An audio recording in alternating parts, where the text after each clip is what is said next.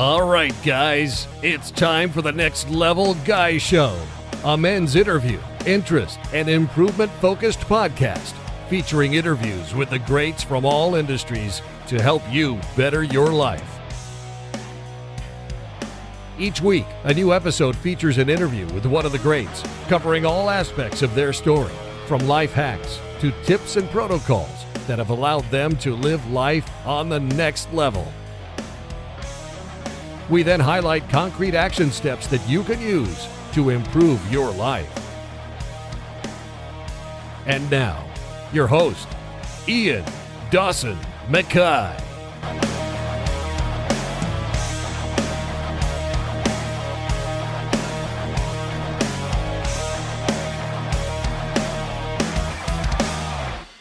And today's guest is Michael Bernoff. Michael is a speaker, successful author, and a results coach who has the powerful ability to tap into virtually anyone's motivation strategy, building charisma, influence, and connection. He's a master practitioner of Neuro-Linguistic Programming, otherwise known as NLP. He's known for showing people how to get results, increase their lifestyle, and improve their physical health and confidence. Michael's passion is to share his communication and transformation strategies with others. And in this interview, we discuss why being average sucks and how you need to level up your average to achieve your dreams. We chat about goal setting, motivation, mindset hacks, stop holding yourself back, and so much more. This was the interview that helped me deal with some bullshit I've been using to stop myself achieving my bigger goals and leveling up my life. Partway through this, Michael actually sorts some issues I have live, and you see him in action. He's not like most life coaches. He's a real and effective coach with the ability to really help you. I definitely want a round 2 with Michael, and will be looking to take part in his call to action, as I truly see this as a life-changing event, and will encourage you to sign up for it too. The link is in the show notes, and now let's get to the interview. Thank you so much for doing this. I'm really impressed. Like I said to you earlier, when I initially saw you're a life coach, I thought, oh, here we go again. But I love your material. When I started reading into it, and actually I thought, you get it. You seem to understand, where guys go wrong, how to fix it. And you actually get results, which is rare in the life coaching industry. But for people who don't know your name, and your awesome book, could you just give a little intro, explain to the people listening who you are and why you're so successful? I could start as simple as this, Ian. I'm Michael Bernoff. I mean, we'll start there as my physical name, but that's not gonna move you as much as what we do. I mean, I own a company here in the States. It's an organization that's called the Human Communications Institute, and we believe that communication is the most underdeveloped and underutilized asset that we have as human beings. So, with everything going on in the world right now, from COVID to political unrest worldwide to divorce issues and family, everything, communication, man, is nothing that we've been teaching ever. And we're an organization that believes that if you can master that, and accept the power of your own influence, you can do masterful things in this world. So life coach is I guess a cheap shortcut word to explain what we do. But at the end of the day, I'd consider myself as a person that helps people get what they want by, I guess, unraveling what works in life and making their life work right. So there's the quick version of something I've been doing for almost 20 years. The coach 20 years ago was a guy with a whistle in their mouth when I first got started.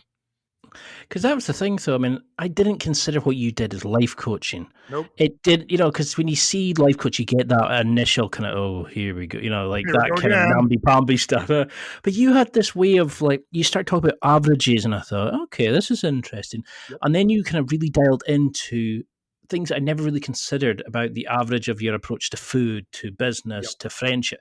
That's the kind of stuff, or the language and the communication towards food, towards business. And these were kind of like, oh, this is interesting. Oh, you saw the food video, I can tell. Yeah, that's a life changer. And as I started diving deeper and deeper into it, I was thinking, this all makes sense.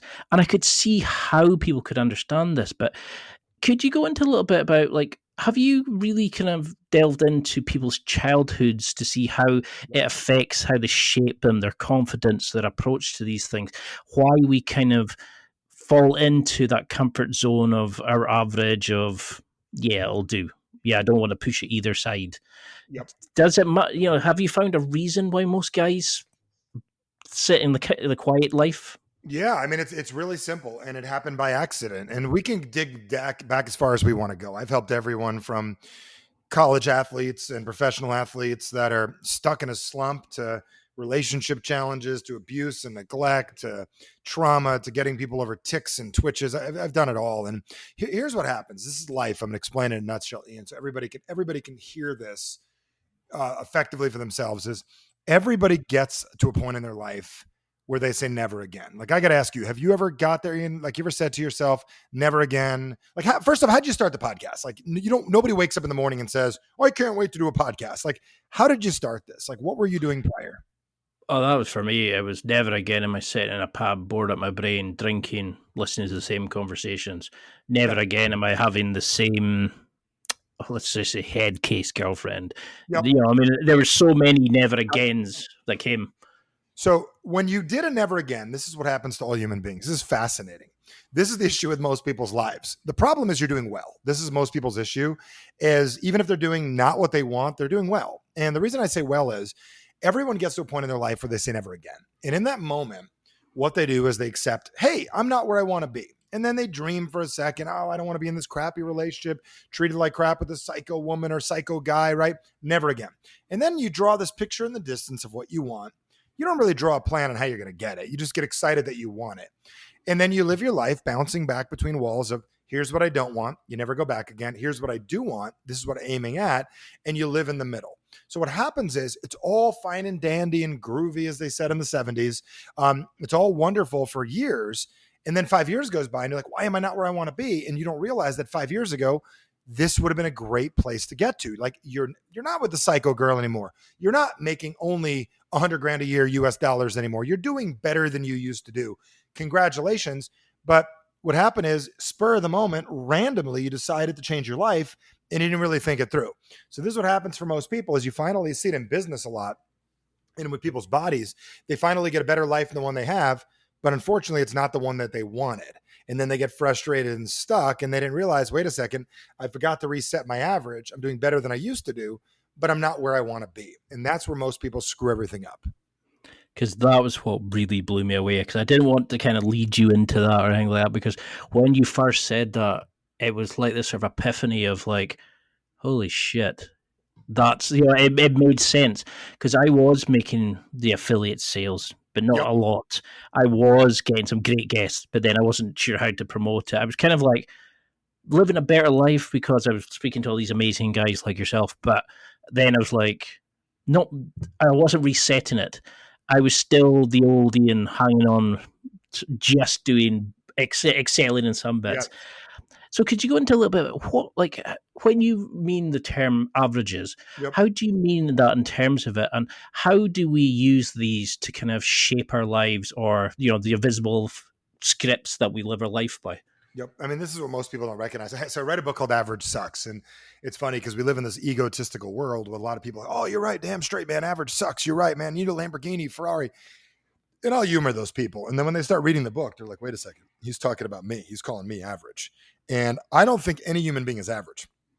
What I do believe is that we live our average on a regular basis. So if I were to take anyone listening to this right now, entrepreneur, work for someone, help them build their company, mom, dad, sister, brother, anybody hearing this for whatever reason, everybody has an average. You have an average of about what you make every year. You have an average about how many times you work out, how many times you have sex a year. Like, if you looked at your year, you have about an average of everything we do, give or take 5 or 10%. So here's what's crazy. The average person could sit on their ass for 6 months, do nothing. And in the last 6 months of the year, get back to where they were the year prior, because that's what they're set at. So what happens is, I'll watch people do this, because, and a lot of entrepreneurs listen to this, it's very entrepreneurial, correct? That are going to be listening to this show. So you go into business for yourself. You say, oh, I want to prove a point. I want financial freedom. I want to be my own boss. And then a decade later in business, they're making $1 million a year. They're barely getting by, but they are their own boss. They are, they got financial freedom, kind of, right? And nobody could tell them what to do.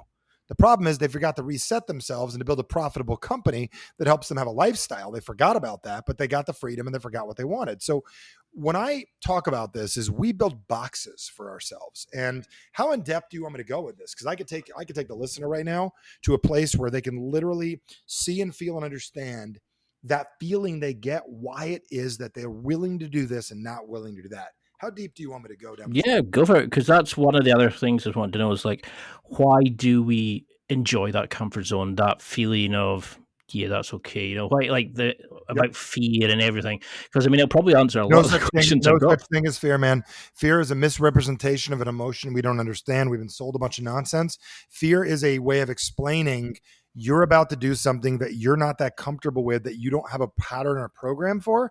And because of that, your brain sends in an emotion that we call fear, but it really is just an uncertainty that we have with our current situation. So we got to be really clear the difference between fear and I haven't been there before. Because a Navy SEAL walking into battle does not feel the same fear of my grandma walking on the battlefield. Do you know what I'm saying? Totally different animal. So, I mean, that's another example of it was the fact that you looked at like what people have about what they actually want, and you know, there was just so much great stuff there, and this is why I was so keen to get you on. Like ideas like that. So yeah, go as deep as you want because I love this stuff. So here's what happens. Everyone listening right now got to a point in their life where they said, never again. I don't care. You got picked on in school, never again. You're dating someone you don't want, and never again. So like I said, you build a wall behind you that says never go again. And you mean it. Like, I'm never going to make under 6 figures again. I'm never going to go back to a PC again. I'm a Mac person now. I spend $3,000 on a computer. That's who I am, right? Never again am I going to struggle. And you mean it, which is really great. And then you build a wall in front of you of, here's what I want. And it's crystal clear. You can see through it. And on the other side of the wall is everything you want. You don't actually get it. You just want it. And that's a big difference, like difference between wanting it and getting it. To the right of you, you build, and this is interesting. If you hold up your right hand and you remember this, our need to be right is to facilitate an identity. So here's most people's identity in this world. You have the identity of a person that wants this, doesn't want that. And there's your identity. And like, how do you explain yourself at dinner parties? At dinner parties, who are you? I'm the guy that wants to be a millionaire. I'm a guy that used to settle in relationships. I'm the guy that's working and building a business. You don't actually get what you want. You build it. So to the right of you got your identity. And to the left, this is what's fascinating, is you acquire people to be in your script and in your play, right? So you get human beings, friends and families and relatives and books and people and mentors and courses. You get the appropriate amount of people to remind you of who you are. Some piss you off and excite you, some motivate you and encourage you, and some just to remind you, you're Ian, you're Michael, this is who you are. You don't actually get what you want, but you're the guy that's on your way to one day getting there, but you don't actually get it. Most people don't realize that our relationships, our identity, our wants, and our dislikes are called our average. And that's a box that we live in. The question is, did you really think it through? Or were you pissed off one night in a drunken stupor and you got mad and said, I'm done with this shit. And you said you were going to change it. And most people pick the life they want in a moment they're pissed off. And I'm going to tell you, both our cultures where we're from, you and I can know how to get pissed, right? Oh yeah. Big time. Let's stereotype, right? Well, I mean, so where do you find that comes from? I mean, where do you find the acceptance for that comes from? Is it that we are brought up in a society where we're taught not to do X, Y, Z? Is it parental? Is it environmental? Nope. It's human. It's this. Here's why we don't do it. Because in order to become a millionaire, if you make $100,000 a year, you need to admit that what you have is not good enough. And it's painful to your current identity. Remember, your identity is necessary. So we do things that are constant to our current way of thinking. So if you see yourself as, oh, okay, I'm Michael and I'm a guy that wants to make 10 million and I only make 1, but one day I'll make 10.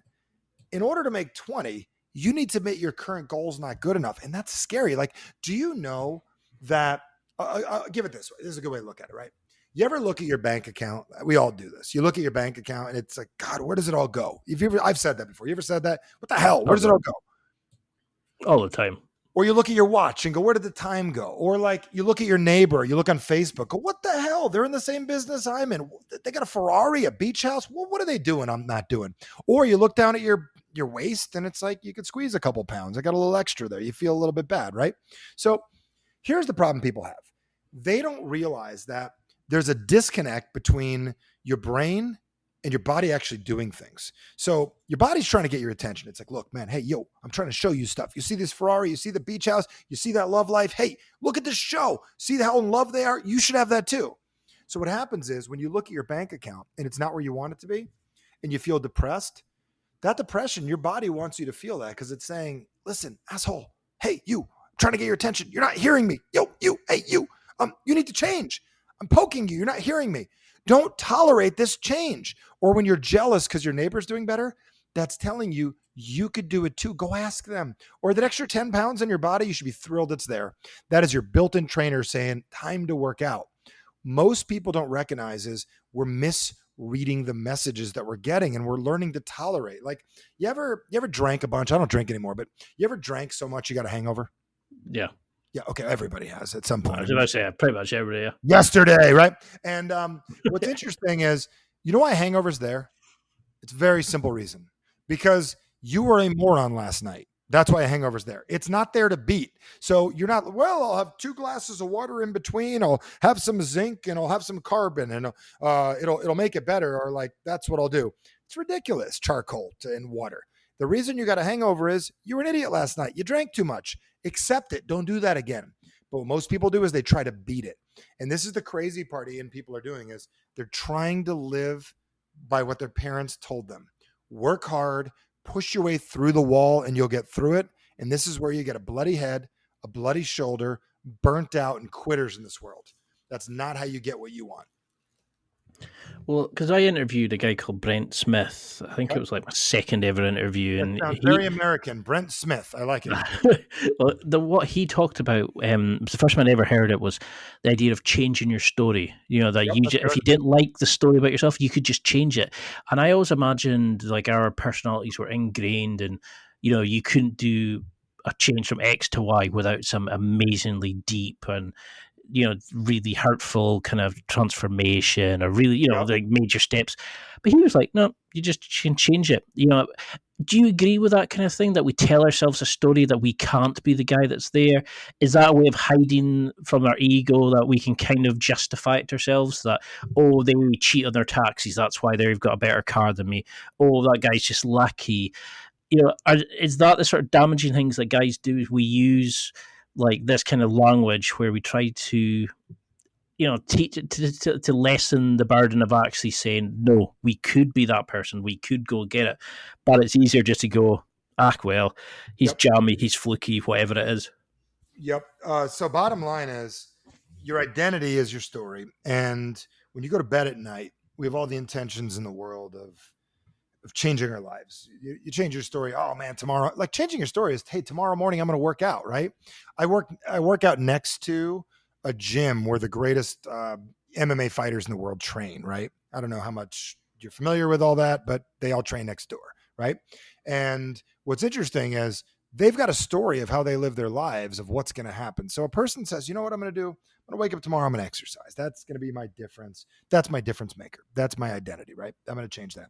And you go to bed, you wash your face, you get ready for bed, and you take off your current script of who you were today and you put it over what you're going to do tomorrow. And you wake up in the morning and go, who do I want to be today?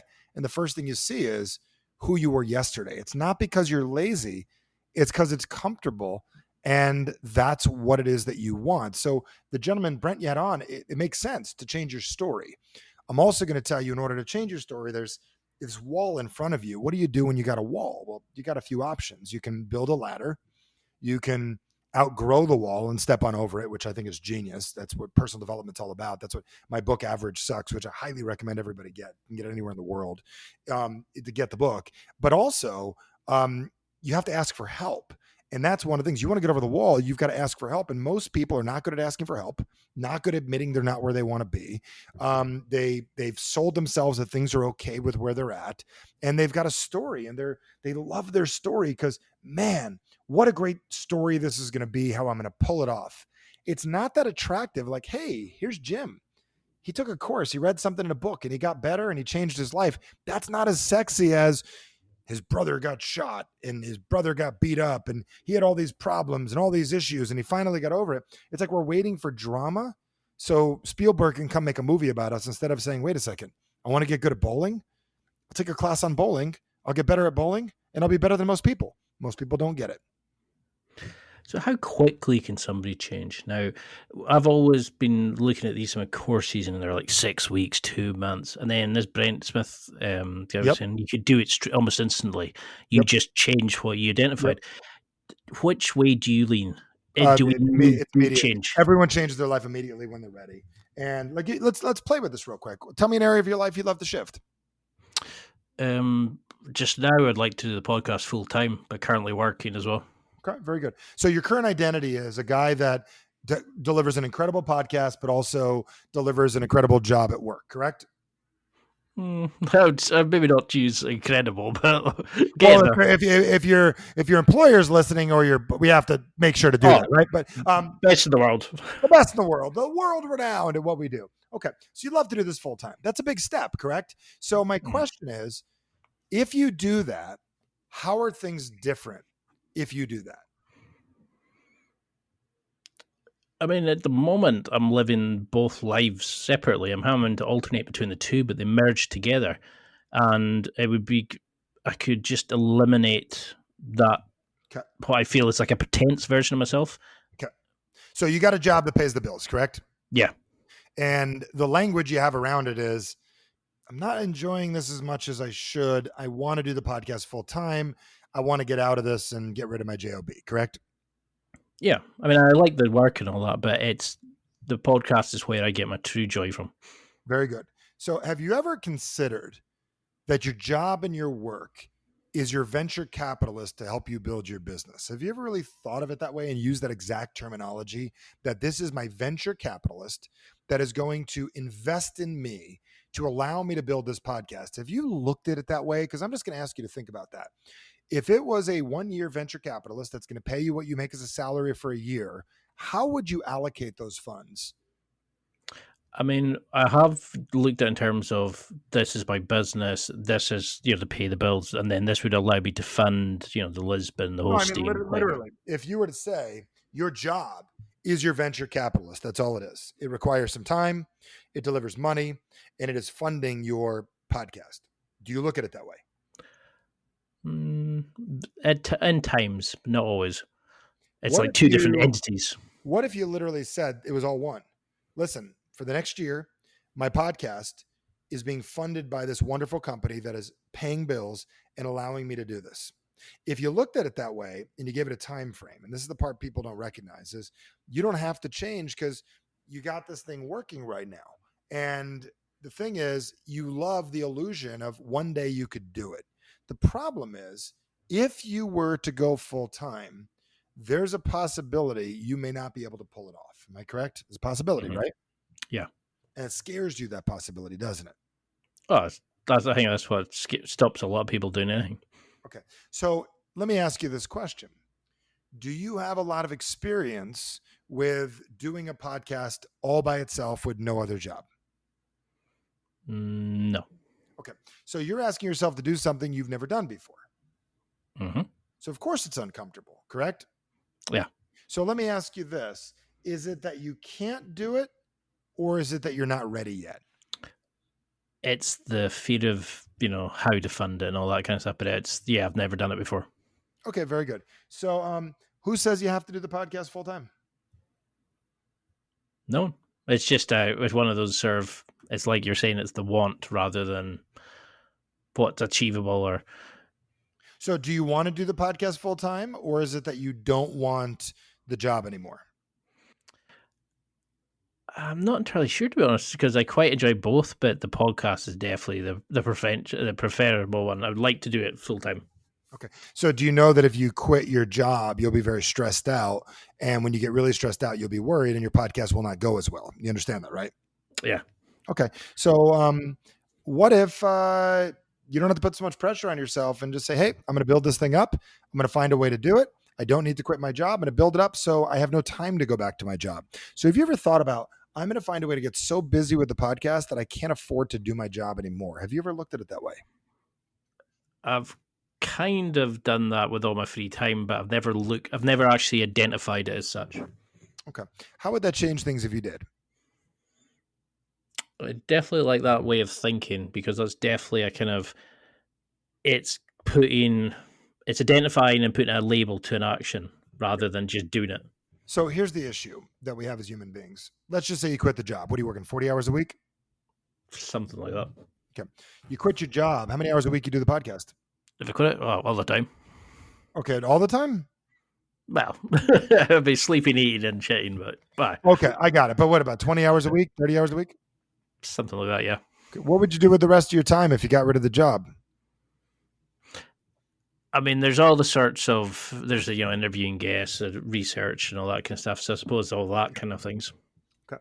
All right. and Well, courses and networking and connecting and cool. things like that. I just want to get that data. I'll have an answer before the end of the show. I just needed to pick up that little bit of backstory from you, and we'll talk a little more. So Mm-hmm. here's my recommendation: don't do it full time. Don't do it anytime soon. And the reason why I'm going to say don't do it anytime soon is you really want to. So I'm going to recommend for the next couple of weeks, you tell yourself, I have no interest in doing this full time at all. And I'm going to just do my job. I'm going to do this part time. I'm going to live with that for a little bit. The problem is you're what's called reverse polarity. Do you know what that means? No. When you tell you can't do something, if I said to you, you'll never get this listed as a #1 podcast, what does that make you do, Ian? It actually makes me go negative because I immediately go, yeah, you're probably right. And it seems like a family trait, unfortunately. Very good. So the reason I bring this up with reverse polarity is you tell somebody that they can't do something and they go the opposite. So it's you're not going to be able to make this work. So if I could build you up and we could make it a fantasy to do. So what if I said that your job right now, the reason the podcast is here, it's to build a part of you that it's time to build up. It's here to build your confidence because you seem like a very confident guy. But if you were more confident, would you be doing different things with your podcast? Yeah, definitely. So is this a job, a quitting issue, or a confidence challenge?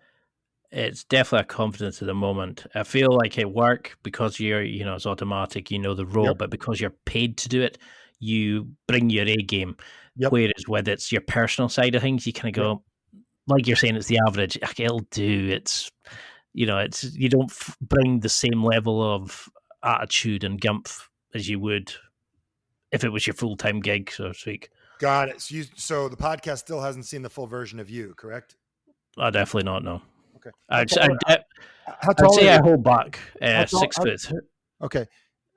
6'3". 6'3". Okay, I'm 6'6". A guy says to me years ago, "How tall are you, Michael?" I said, "I'm 6'6". He goes, "Why don't you start acting like it?" I said, "Oh wow, that's a lot." So you live in your life about 5'5"? Probably. I'm definitely hiding in the shadows. I've always been quite shy and I identified as depressed and all that kind of stuff. But I'm realizing now realizing now the bullshit behind that while doing the podcast. I love it. So this is great. We're getting it out there on the air and anyone can relate to all of this stuff. Here's the deal. If you got the podcast going, you would be vulnerable to the world and be responsible for making it work. Currently, you don't have to be successful with the podcast and it doesn't have to work. It's just a fun little project you're working on, correct? And helping a lot of people. Definitely, yeah. Very good. So you're not ready to be fully responsible yet, are you? No, it's easy to hide in the case of, it doesn't need to go out. It can. Great. So this is your average. And that's fantastic. I love this. This is great. So keep on asking, hold that thought, live with that for a minute. And by the time we're done, we're going to have a solution here by the time we're done today for you and everyone else listening. Yeah, sounds good. But you want the answer now, don't you? No, I was just thinking it does make a lot of sense because it's something I have thought about recently was how when I do come to these, like the approach to these things, I always feel like I'm holding back. Like there's a certain level of me that's just sitting there. Your identity is a guy. If I were to like if I got on Facebook and I downloaded your algorithms, Instagram, whatever you're on, TikToks, whatever, Twitters, LinkedIn's, everything, and I downloaded your life story. The life story would be, here is a guy that has a dream that is totally capable that one day will get there. That's your story, correct? Mm-hmm. So for me, in the opening of my book, I tell an interesting story. I don't know how big in your part of the world ice hockey is, but I grew up playing ice hockey being from North America, right? And ice hockey is a game that I played as a kid and I got out there. I could have been anybody I want. All jobs are available. Forward, defense, no different than football, soccer, right? Forward, defense, center, all available, right? Goalie. Mm-hmm. Well, I got out there and I was uncomfortable and nervous and scared little kid. So I just played defense. I was a big guy. I hid behind, I could hit you, right? Even I didn't do that great. And I spent my whole life never scoring goals. I could shoot hard, but I never scored. I played all through high school and I loved it. Stopped in college, coached kids in my 30s, picked it up again. I'm about 40 years old. I'm sitting there at 40 years old and I get out there to play and I pass the puck and I play decently. And then one day I look, I go, wait a second. How come I don't score any goals? I've scored like 5 goals my entire life total. Like I've played so much hockey and I've never scored goals. Why don't I score? And then I realized, well, that's not my script. I don't score goals. That's not what I do. And then I asked myself a question. Who do I know that scores? I remember this kid I went to hockey camp with, this kid Jack. And Jack, you know what he did? He put the puck past the goalie. I never thought about that as my plan. As silly as that sounds, I wanted to score goals. He just put the puck where the goalie wasn't. Silly as that sounds. So the next shift I went out and I said, you know what, let me do what he would do. And I shot the puck, put the puck in the net. I said, that's interesting. And then over the next couple of weeks, I started scoring a goal a game, then a couple goals a game. And I started rewiring my identity. 3 years later, I score goals all the time, 2-3 goals every single game. I'm playing with better people than I played with when I was a kid. I literally changed what my story is. So currently, no different than this Brent guy that you spoke with, your current reality, like everybody's, is one day I'll get there. And that's what I'll do. And we love that story. We love that framing for our lives because it gives us the current reality we have. The challenge is we have carnage in our lives. But here's the difference, what I'm going to explain. Instead of writing the story, what's on the other side of the wall? So instead of asking yourself this question, how old are you right now, Ian? 37. Okay, 37 years old. We're about the same age. I'm 42. I'm on a podcast that's got Brad months ago. And I said, Brad, what are you going to do? And he's like, after a COVID thing, I got to restart my life and blah, blah, blah. And he's thinking, he's 46 years old. And he's thinking like a 24-year-old, like the guy that started his business. And then I ask this question. Ian, what is a 37-year-old guy that has a podcast, that has had incredible guests on, that is really, really great at his job, that's traveled around the world, that's invested with people, that's done this, that's read that, that's learned things he's learned in his life? What can that guy do?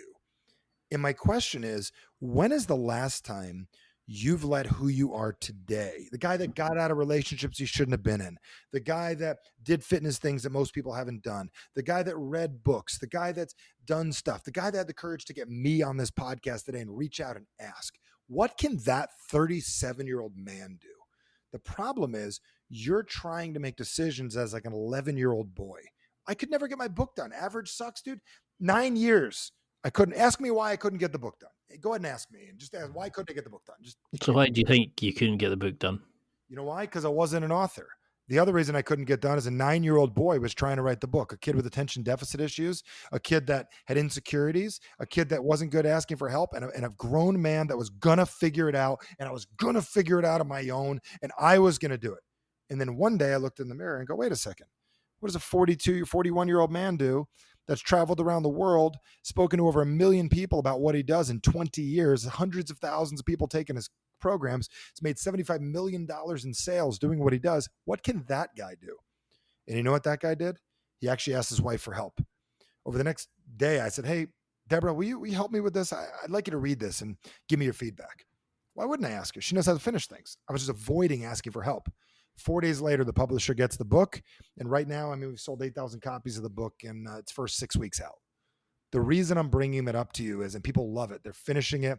It's incredible. I want you to ask yourself a question. Which story are you playing? And for me, who's running your life? Is it an outdated Ian or is it the current Ian? Who's really making the decisions? It's really funny because before I found your stuff, I actually was wondering, I felt like my old childhood self, the one that got bullied, the shy one, the one that was in awe of my older brother who was more That outgoing. guy. You know, I felt I could identify habits and go, geez, that's from XYZ, or that's from that issue or that thing. And that kind of hit home. And then when I noticed you talking about that in an episode, when I researched you, I thought, whoa, that's interesting, because that's what I feel like. Like, I sometimes feel at work like I'm sitting here going to get caught out. Like I was going, what the hell am I doing here? Even though I've got years of experience and I've done this job for years, like experience and stuff, I still feel like the 18-year-old who's just starting and everybody else is much more experienced. It's a weird way, but yeah. And then I think you kind of like made me understand that when I listened to you with your experience of it. And I definitely feel like I'm the bullied version of myself, the little kid who always wanted more but never knew how to go about it, lives my life on a daily basis. And I think that's why I kind of live in the shadows, or can always hold myself back at certain points. Are you still that guy anymore or not? Is that you, or are you playing the part of that guy? Definitely playing the role of it at the moment. It's the comfortable one to fall into. Okay. So up till now, you've lied to yourself, correct? Oh yeah. But we don't use that terminology with ourselves. Say you change your life. You say up till now, like it's kind of funny. I work with a lot of alcoholics, right? And I always say there's a 12-step program. Well, step 13 is to say, I spent years of my life living the way I didn't want to live. That's step 13. Put it in the past. So here's the question. Up till now, I've been playing smaller than I needed to. Over the next few months, I'm going to start playing bigger in different areas. If you started languaging yourself that way, you understand how that's going to change things. Up till now, I've put this podcast thing on the back burner. Up till now, I've told myself, I don't know when I'm going to go full time. Currently, I'm going to find ways to get very serious about that. When you start languaging your nervous system, see, everything comes down to how do we store information in our head based on timelines, past, present, and future. So right now, you want to say up till now, which puts it in the past, I've had challenges with really taking this seriously. Currently, I'm finding ways to build more confidence and get this done. So in the future, I'm doing this full time. Do you understand the timeline there? It's like you got this mumble jumble timeline because of psychological trauma you've had in your life. So it's like somebody came in and dumped all your dominoes on the floor and they're unorganized, or your cards, right? Pick them up, put them in order. In the past, you're getting this, buddy. You're getting it, aren't you? It makes so much sense, and it was like I was kind of chipping away and seeing it, but then you're kind of like taking it and organizing it and making sense of it. And this is why I think what you're doing, it's like, so I was just blown away by what you're doing, because I was like, fuck, that actually can't help. Like, I just got to go, whoa.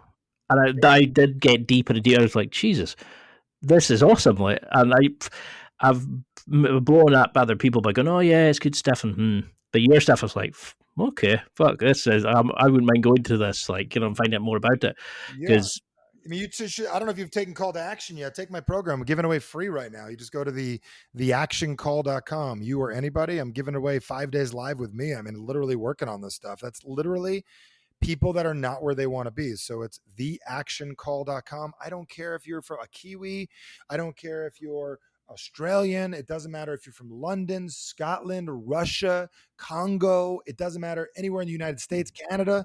We work with everybody. As long as you're not where you want to be and you got somewhere else you want to be, I can help you. And do you see this in everybody? I mean, when you speak to your clients, do you see that sort of core, like, little child version of themselves hidden away? Are people, do you see a lot of fakeness in the confident people? Do me a favor right now. I want you to say this out loud. I can't see you physically, but I want everyone that listen to do this. Say this. In the past, I have not taken this podcast as seriously as I needed to. I want you to say that. In the past, I've definitely not taken this podcast as serious as I could or should. Okay. Then I want you to say, currently, I'm going to work on ways of becoming more confident with it. Well, I am currently working on ways to become more confident with it. Did you feel your eyes start to shift? Yeah. You felt it, didn't you? Your eyes shifted, didn't they? The reason is you store the past in your brain in a specific place. You store the current right in front of you. We need to tell ourselves who's running our lives. Currently, I'm finding more and more ways to take this more seriously. So then your brain goes, God, that must be important. Put that in the front file. Past, hide that shit. You getting this? Because remember, it was up and left when you access your brain. Oh, you're an NLP guy. I like it. Yeah. I remember that thing where they were saying that if you're walking and feeling, like in your head, you're going negative, look up to the horizon, because you can't go into the past by looking, your eyes have to go down to access memories. I can't remember. It was something really interesting. And I thought, up to the right is recalling. Up to the right is creating new feelings. Up to the left is remembering good memories, right? So if you want to remember where you left your keys, you look up to the left. Look down to the right is kinesthetic. It's feeling oriented. Look down to the left is your digital auditory, and then back and forth is your verbal cues. But the point, you want to memorize a song, you look up to left, and then you turn your head to the left, centered. It's where we store all our information. But on top of that, there's past, present, and future. So we need to say, man, I have trouble working out. I say, look, dipshit, you don't have trouble working out. You can't speak for your future. You're not God. Stop it. You can't. You could say, up till now, I've had trouble working out in the past, and currently I'm working on getting better at it. That is how you relanguage your life. Boom, communication. Start there. Everything changes. It's time for a quick break. There are millions of potential products to buy, so how do you know which ones are worth your hard-earned money? Simple. You go to nextlevelguy.com/affiliates and explore those that will transform and improve your life. You'll find deals, listener exclusives, and special offers with some great companies. Recommendations are 100% honest and only on items Ian has tried or believes in. The companies showcased will make you a better man in all areas of your life. Simply go to nextlevelguy.com/affiliates and level up. How do we sort of implement that? I mean, is it a case of the low-hanging fruits? We start the little things, or do you go for the big hitters, that big bits? That depends on what you want, dude. Most people go for the big so they can fail, so they can validate the reality and stay where they're at. You remember that thing the video I put out about food? Remember that language thing I did? About losing weight? Did you catch that video? I'm trying to think. I've watched so many recently. I think so. I think it was the way that they had the language she used about, was it comfort eating or nutrition, entertainment, and addiction. The second you call food what it is, and you go, because as long as you call it food, that's McDonald's, food you made at home, your mother's cheesecake. I don't know if you have cheesecakes where you live, but you know what I'm saying, right? Yeah. It's all the different things that we eat, right? And they all have different values. Broccoli and McDonald's, they're not the same. Okay. Not a chance. One's really good for you. One's not. So the second you're about to eat, if you look at it as a relationship, see, that's what most people don't recognize. They don't realize food is a relationship. If you're going to put it inside of you for years, you should probably know where it's from, what its intentions are with you. So I asked the question, what are your intentions with me? Okay. What's your name? Well, my name is Nutrition. Great. What are your intentions with me? To get you to live a long time and feel good. What's your name? I'm entertainment. So if you eat a whole bag of Doritos, that's entertainment. Okay. That's fine. You eat 2 bags, that's addiction. So what you need to realize is, what are you labeling this? And most people don't recognize we don't label things effectively. You go to the drive-in, you got drive-ins out there, drive-through food, where you drive into like some crappy food you shouldn't eat. You got that out by you? well, in the Highlands, no, but in Glasgow, every street. Yeah, Glasgow, you got your McDonald's and your Taco Bell, your crap that we have, right? Food you shouldn't eat. And it's called food poisoning, I call it. So you drive in and you say, can I have food?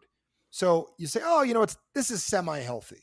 You call it semi-healthy. Your brain labels it as healthy, and then you think that's what you're supposed to be eating. And this is where most people go wrong. We've got to just really ask ourselves, are we using our language as effectively as possible? Are you bad at bowling, or you have not made it a priority? Are you lazy about your podcast, or you really haven't gotten as serious as you needed to yet? Call it what it's supposed to be called, and you'll be amazed how you can recalibrate it. Start anywhere. Yeah, because I was very interested in the way that, like, we always kind of identify, it's like humans love telling a story, so we had to identify it by making it personal to kind of understand it, but we actually then beat ourselves up where we're not actually looking at it as like a positive or a confidence way of doing it. And yeah, that's really interesting the way you kind of shaped it. So how do we work on like the internal thoughts, like the thoughts that come in, the internal chart that we have? How do we catch the language we're using? What kind of keywords should we be? I like, the first thing I do is I just start with in the past. In the past, I've had a challenge with attention. I'm currently working on it. And I like to start there. You got to thought, I'm not good enough. In the past, I've thought I'm not good enough. And I just literally pass that stuff off. So, and I'm going to tell you, that is one of the greatest places to start. As simple as that is, I got 100,000 other ideas.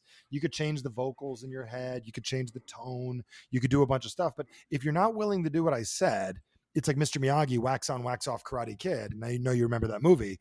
I'm not going to teach you anything else. And that's where I start with people. My book explains so many techniques. Part of it is taking responsibility for your language. So let me ask you a question. Do you look at this podcast as your responsibility to get this information? Because do you know people are hurting in this world? Oh yeah, definitely. Do you believe that it is your responsibility to do your part? Yeah. And I feel like, even though at the moment I still feel like I'm asking people for the answers to help me as much as other people, but I don't feel like I'm giving it out to everybody, if you know what I mean. Like, I feel like I'm one of the people seeking the help. Currently, you're being mildly selfish. Am I correct? Oh, definitely. And I feel that way sometimes. But do you language it that way? Currently, I'm being selfish. Like, do you even say that to yourself? It's not to be, it's you take the emotion out of it. Currently, I'm being selfish and I'm not sharing my goods with the world. And I'm currently playing smaller than I need to. Do you really talk that clinical with yourself? Because if you do, you could change your life. You could go, oh my God, I beat myself up. I'm not good enough. I'm such a loser. Then you're going to believe it. But if you get clinical and go, okay, I'm going to step out of this. How would an outsider see what's going on? Well, here's what an outsider, because you remember when you started the podcast, you just wanted to have a podcast. That's why you started it. I mean, that's the only reason Yeah. you did it. You didn't start it so it could be world renowned. You started it to have one and you hoped it would be good. And it's great. So congratulations. But you forgot to update your plan. Because, like, I mean, I think a lot of times I'm sitting there thinking, well, that kind of questions are really for scratching my own itch. You know, I kind of talk about it in terms of, I try to put a positive slant on it, but there are times I think, am I not doing as good an interview as I could because I am focused on my area, my perceived slights, my problems to focus on. And yeah, it's definitely something that's come across is how can you avoid bringing your own personal needs in when you're trying to serve an audience. Well, let me ask you a question. What does the word selfish mean to you? I would say it's definitely got the negative connotation of you're just doing it, you know, your own feeding your own needs over the needs of others. So are you a selfish guy? I would like to think not, no. Of course not. So you're playing the wrong part. So basically, up till now, I've been more selfish than I need to. Let's change the chord right now. Let's do it together. What does the audience need to hear? What do you think they want to hear right now? How can we help them? I think they need to hear a live example of seeing it. They're doing it right now, which is great. Because people need to see how it's done. You know, it's easy to read it and say, "Oh, that technique's great," but they need to actually see an example. I feel like, you know, that's why I like going sort of deep with a lot of these kind of questions, because the surface level doesn't help. You need to actually feel or see the proper technique and the pros and cons. And I think, do you believe that you have an unorganized timeline in your brain that sometimes you act like a 9-year-old, sometimes you act like a 37-year-old and you get confused? Oh, daily. Okay, great. Own it. But you never thought of it like that before, did you? Not until I started reading up on your stuff. Very good. So currently, you know what I'm doing? I'm going to be organizing my timeline. I spent a large portion of my life in the past acting like a 12-year-old, and that's okay. Currently, right now, I'm working on being 37, and by the time I'm 40, I'll be living my full life. That's great. Next few years, I've got this thing. It's a totally different animal, isn't it? Learning to take the emotion out of it and then add the emotion when you need it. So how then do we take out the emotion when it's, because I used to have a problem with really bad jealousy. Okay. When I broke up with exes, I could remember feeling like the worst pain in the world. And then I remember reading about Paul McKenna where he was on about taking the image in your head, removing the color, shrinking it, putting it black and white. Yep.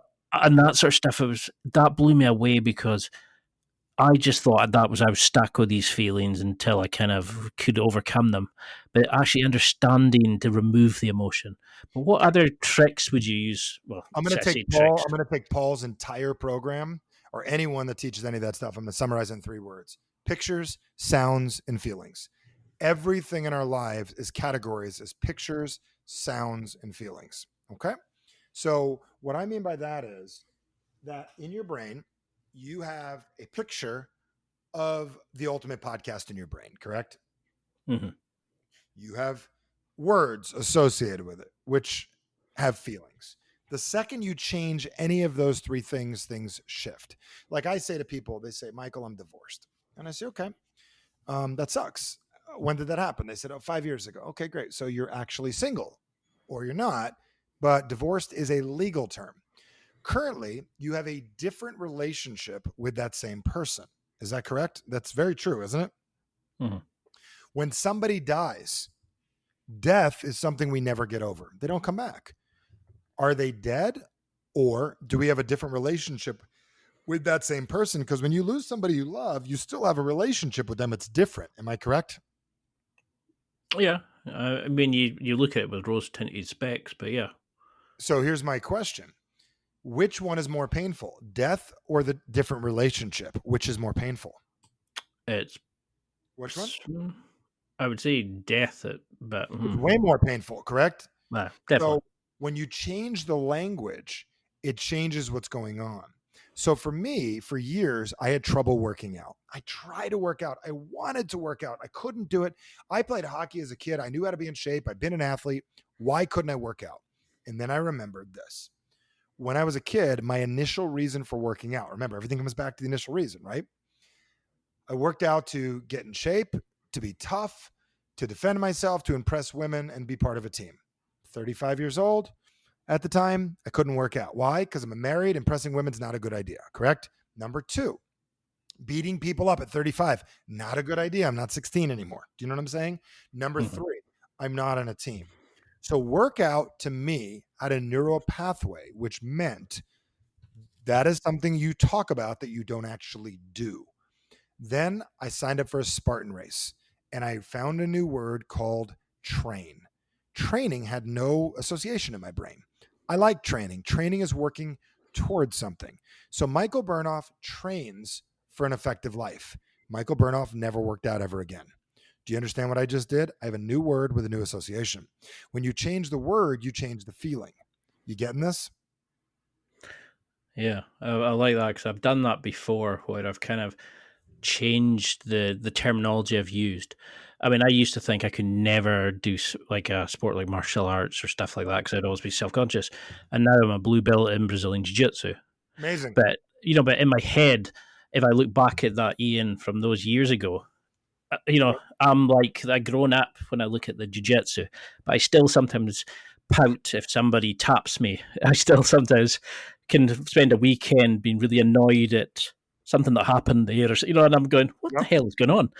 And then I'll go into my job, my 30, my really high paid job, dealing with really sort of sensitive and confidential issues, and I'm like, how can I combine that two people? How can I be that sort, or still be jealous or like because resentful? The guy, the blue belt doesn't show up at work, correct?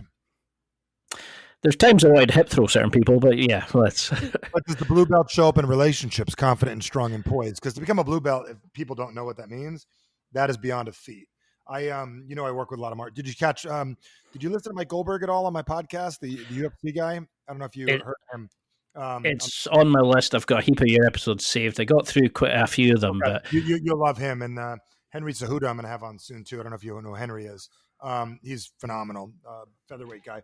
And the point is, as a blue belt, what can that guy do? But most people don't recognize that we have many different parts of ourselves, and the wrong version of us shows up at the wrong time. So your 6-year-old boy shows up in relationships instead of your blue belt.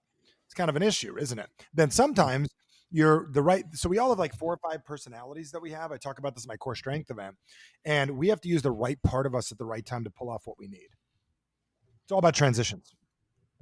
So when we're going through this stage, how do you kind of monitor it? How do you analyze it? Are there apps you use? Do you like, chest data? Is this just like a personal kind of feeling? Like, how do we know? You're overthinking the whole thing. Bottom line is definitely this. The second you change your life is you accept you're not where you want to be. You look in the mirror, go, fuck it, I'm not where I want to be. That's it. Start there. That's it. Literally as simple as that. And I mean, really mean it. I'm not where I want to be. Congratulations. Up till now, I have not lived my life the way I want to live it. And you just got to accept that. Number 2 is you got to answer the question, what do you want? Now, it's not about goal setting. It's literally, what do you want? And then you got to ask yourself the magic question, what price am I willing to pay? And that is the question you have not asked yourself yet. Because the price you have to pay currently to go full time in this podcast is a very painful price. Do you understand? You're not really willing to pay that one right now. So great, but you have to know what the price is to see if you're willing to pay it. And that's when I couldn't get my book done. There was a big price I had to pay. I had to be willing that currently in my life, I could control my life. I had a group of people. I worked with a few 10, 20, 30,000 people a year. I controlled the environment. They came to my courses. I knew kind of who they were. Then when I get the book out, average sucks. Shit, it's everywhere. It's in India. People are buying it in India. People are buying it in Scotland. People are buying it in every city in London. They're buying it in Germany. Russians are buying the book. It's crazy. It's everywhere. I'm vulnerable now. Am I willing to pay the price that people aren't going to like me? So I went from 99.9% success rate in my little pond to, what if it doesn't work? And guess what? you got to put yourself out there and you got to ask yourself, are you willing to pay the price?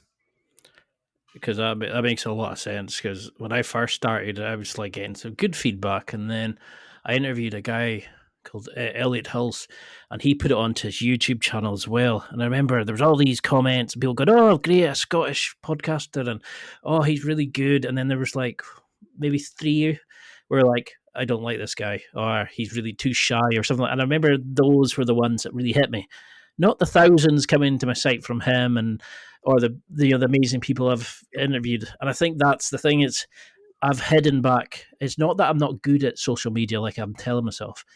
I'm scared of stepping out into the light. Yeah. If you step out, you will be met with those. And this is one thing I learned a long time ago is the brain will hold on to negative longer than a positive because it doesn't want you to experience anymore. The media knows this. That's why during the whole COVID crisis, COVID, political unrest, Black Lives Matters, political unrest, blah, blah, blah, blah, all of it over and over and over again because it's scary and negative. They know that that lasts longer. So when you drive by a car wreck and you see it, you want to memorize the whole thing so you don't actually put yourself in that position. When you have a good experience, your brain remembers it for a couple of minutes because it isn't necessary to remember a good experience. It's really necessary to remember a bad experience. Because remember, your brain's main function is to keep you alive, to look for advantages, to make your life better, and to avoid anything that's mildly uncomfortable. That is your brain's main function. So if we make that acceptance that that we're not where we want to be, that we start the work, we start the change, we start getting clinical, we remove the emotion, all these sort of things. Once we start that new average, how do we then make sure we're not at the like a top line of our old average?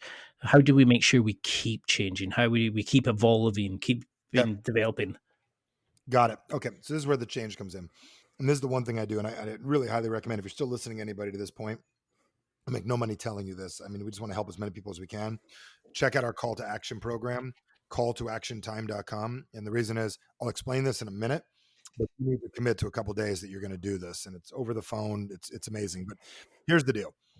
Whenever you say, I want more, you've got to understand the difference between a want and a dream. And the difference between a want and a dream is really, do you want a ladder to get to the top of the building, or do you want to just have a top of the building? And most people are not really, they just want the top of the building. They want the penthouse, but they don't really think about building an elevator or a staircase to get there. And that's our wants. So we need to visit our wants and be willing to work on the part that we need to work on. So let's just say that your next step, you want to go full time in the podcast. Do you have an assistant right now? I've contemplated, but not. What's that? I thought about a virtual assistant and stuff like that. So that would be a next step, correct? Yeah. So I want an assistant. I will start with a virtual assistant, but I want an assistant. If you get an assistant, it'll force you to make more money and make this thing more real, correct? Yeah.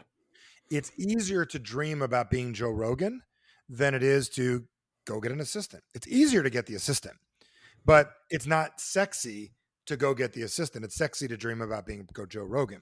So the first step is to leave your box and build a new average for yourself. Now I'm Ian with a podcast and an incredible job. That's venture capitalist, build my business. And I have an assistant. Huh. That's a rung on the ladder, isn't it? You getting this? Mm-hmm. Because I was using that excuse of, I would then have to go make money, and I couldn't guarantee I could pay her salary, or more money, buddy. And then you'd say to her or him, the first thing that I want you to do is I want you to figure out how many impressions and stuff we need to get advertisers, and let's get 3 good advertisers on. Here's a good places to start. Talk to a few people. We'll get a couple affiliates in place, and then you're basically going to get her to pay her own salary. Ding, ding, ding. You're getting this, aren't you, buddy? Definitely. It all makes sense when you remove that emotion. And it's like you say, it's when you actually look at the language you're wrapping things up in, and actually take out the emotion and, put them into the different categories. Letting the outsider see your life. If you hired me as a consultant to work on your life, I'd see it from the outside, and I wouldn't be emotional about it. It's like the mafia, right? You've seen Sopranos, right? The Godfather, all those movies, right? Yeah. Yeah, definitely. Those are my people, right? So that's what we do. And so bottom line is what they do is they get a guy that's got no association to whack the guy out. So imagine you, like, from an outsider's perspective, who's this guy in? Oh my God. He's got this great accent. He's got great guests. He's got a great name for a show. He's incredible. He's got the money to fund it. This guy's incredible. That's what an outsider would say. And he's being lazy and he's not following through to the level he needs. What's wrong with this Ian guy, right? That's what the outsider would say. What Ian would say is, well, I don't know. And you sound like Eeyore from Winnie the Pooh. The outsider would be Tigger. You got it? All excited. I know you know Pooh and Tigger, don't you? So the point is, the outsider would Tigger your ass and you're being Eeyore about it and you're missing it. Outsider's perspective. That's why personal development works so well. It's allowing yourself to see it from an outside perspective. I love that. I've never actually heard those characters used for social development, and that just makes perfect sense. And that's what I love about these is when I come away with a statement like that just links, that's just cuts into your brain, and you just remember it in every situation. Yep. That just blew me away. I was just in there just now going, Jesus, that's just like every time I do something, I'm like, is it a Tigger or an E or this is why I was blown away by your material. It's we've barely touched the surface. I mean, I would love to go in for another 3 or 4 hours on this stuff. We're gonna have to do another one of these because I feel like we're just touching the surface. I mean, I know we're just coming up to the hour just now, but I mean, when you're sort of looking back at this, has the book helped you in any other way kind of come to terms with something, another version, like another previous average that you were holding on to that you hadn't sort of averaged up? Yep. I'm an author now. B, it's a new identity. I'm an author. Correct. I'm an author. Big thing. Mm-hmm. My buddy Tucker Max helped me get the book done. I don't know if you know Tucker Max with Scribe Media. Oh yeah, the asshole. What do you call him? He calls himself the asshole or something. Yeah, the white assholes win or whatever it is, and they serve beer in hell. And yeah, that's it. The beer in hell. And I've got his book somewhere. He's a nice guy. He's married. He's got a bunch of kids. One of my dear friends, right? And never thought you'd have kids after reading that book. I know, but we all grow up. We all grow up. Like, his wife's amazing, and where am I going with this? You said something that made me trigger Tucker. What was it? There was something you said a second ago, and I. Oh, sorry. It was like about how has the book the book helped you come to terms with anything else? I said, you got this thing that helps people get books done. You help publish my book. The first thing you need to get people over the idea is that they can be an author. So I'm Michael. I'm an author. So now I'm an author. And the thing is, the book allows me to be in more places at once. And I love it. So Average Sucks. The book's amazing. Here's why I wrote the book, right? I wanted to write something that was a real physical book that's gorgeous. We put a lot of money into the cover, how it looks. The Kindle's great too. But we wrote a book that was written for people with ADD like me, total hyper, that could finish it in 3 hours and get a shift in their life. So I've had 1,000 people or more out of the about almost 10,000 people that got the book that have already written me back and said, Michael, I finished it. How many people do you know that finish a book? They're finishing it in 3 hours. And it's not short. It's a couple hundred pages, right? And the point is, it's written to be read, digested, and used. So the book is like me sitting next to you or laying next to you, as weird as that sounds, right? And depending where you're at, and telling you a story about your life, not mine. I wrote it to stop being selfish because I was holding a book inside and I was being an asshole by not getting it out to the world. Well, I love that. And I think that's kind of one of the reason I started the podcast, where I felt like I could give out more. Yes. I could help people with advice and stuff. And I'm still holding it back. And I know I'm probably not serving people as well as I could because I'm holding on to aspects of that. I'm still letting the younger Ian, sort of play on the pitch rather than let him die. Because I see that myself sometimes going, yeah, that's the old version of me, or that's the childish version. I can catch myself sometimes, and I've noticed I've definitely kind of analyzed things a lot more since I've started reading your stuff.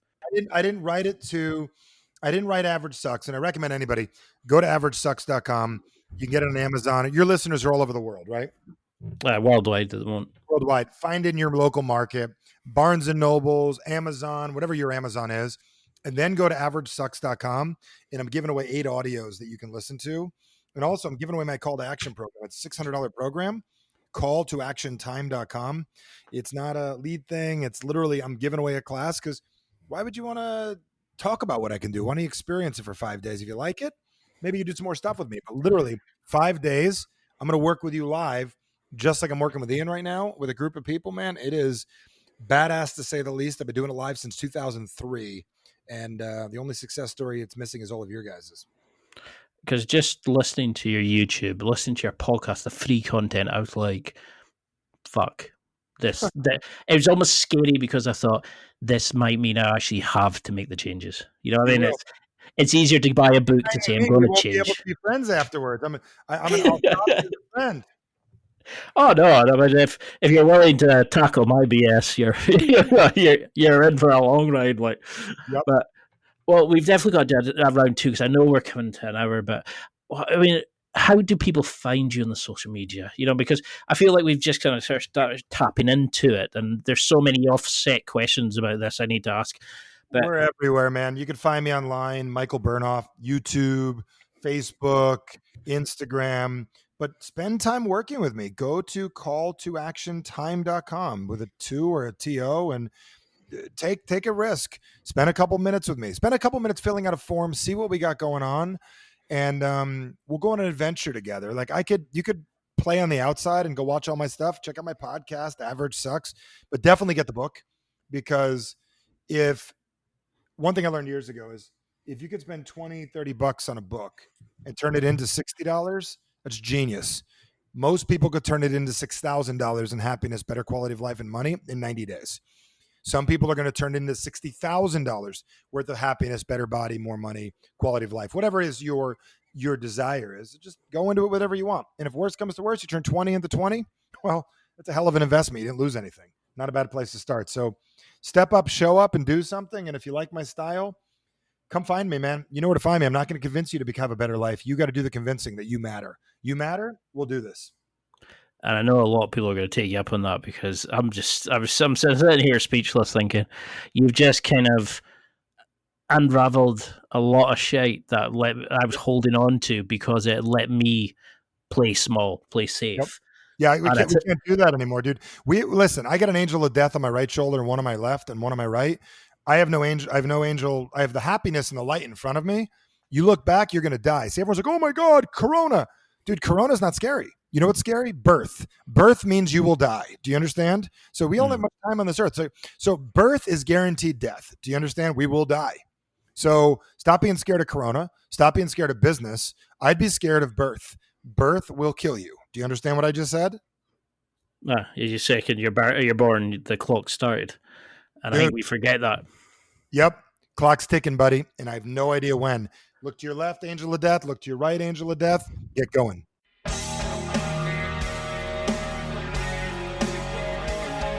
Well, that's it for another week. And thank you for listening. It's now time to take what you've learned and use it to develop and enhance your life with the key points mentioned. Listen, try it, embrace it, use it, and crush it. Now's your time to hit that next level in your life. If you liked this episode, then please leave a comment on the show notes or a review of the show on your podcast platform. Everything helps evolve the show. Until next week, keep seeking the next level in your life.